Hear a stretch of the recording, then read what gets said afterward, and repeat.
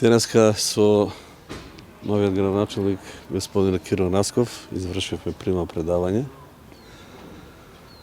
Инаку лично мене ми е чест и задоволство што ја водев општина Градско изминатите 4 години, заедно со мојот тим, со членовите на Советот, општинската администрација, креиравме и направивме доста проекти кои што значат развој на општината, кои што го олеснеле животот на граѓаните. Му честитам на градоначалникот, се надевам дека ќе продолжи во тој правец и ќе направи многу за Градско. Исто така сакам да напоменам дека сум горд и со крената глава ја напуштам оваа функција затоа што пред 4 години имав поинаква финансиска состојба наследено, имаше многу долгови, утужени, неутужени, и успеавме да ги вратиме долговите. Сега му предавам на новиот градоначалник позитивно салдо на сметката. Колку изнесува помошта? Па вкупно негде околу 3 милиони денари, 2 милиона и 900. Му оставате така? Му оставам, да. И се надевам дека успешно ќе ја водат и Дали имате некои проекти кои што веќе се добиени, кои што нели ги оставате, што сте ги направиле, кои што Да. се гордиете? Проекти има многу.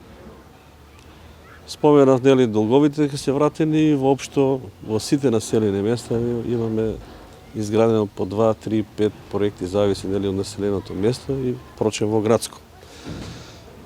Исто така оставаме проекти во реализација, неколку улици во Градско и водовод кој што треба да се реализира. Разговаравме со новиот градоначалник околу тие проекти и така да се надевам дека ќе се реализираат сите. Сакам да ви се заблагодарам за дадената поддршка која што ми ја дадовте на изборите кои што се случија пред извесен временски период, поточно на 17 октомври. Се надевам дека нема да ве разочарам, посебно во делот на големата излезност и на бројките кои што ги дадовте за опцијата на ВМРО-ДПМН. Сакам да се заблагодарам на сите членови и симпатизери на ВМРО-ДПМН. Сакам да се заблагодарам на сите тие мотивирани луѓе кои што буквално изгинаа за да добиеме победата која што ја добивме. Сакам да им се заблагодарам на сите кои што се најдоа во многу лоша состојба заради мене и заради партијата во овој временски период, кои што сносеа сериозни последици. Нив најмногу им благодарам, со кои што бевме во секојдневен контакт, кои што дополнително ги мотивирав, ги охрабрував да останат на правиот пат, да не се поколебаат и се надевам дека нив најмалку ќе ги разочарам.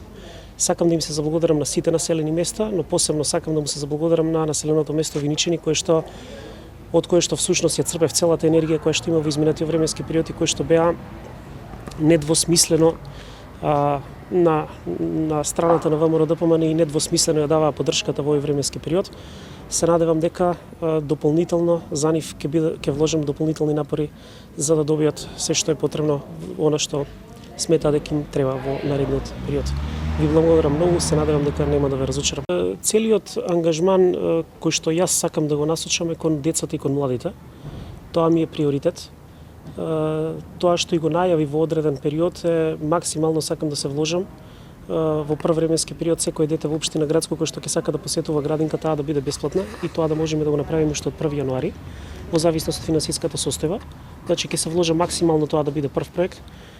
Исто така од наредната учебна година во зависност од средствата кои што ќе ги имаме, сакам да секое дете од прво до пето одделение добие бесплатен оброк, со тоа што во наредниот период тоа да биде секое дете во општина Градско кој што посетува училиштето, а секако тука дел од проектите со кои што разговаравме со претходниот градоначалник кои што се веќе започнати, тие се проекти кои што се од значење на секој жител во општина Градско да не прекинат и да видиме во однос на финансиската состојба каква ќе биде, затоа што тука имаме и доспеани обврски кои што ќе треба да бидат платени, а кои што се во повеќе милионски суми да се обезбедат за да може непречено да се одвиваат тие проекти.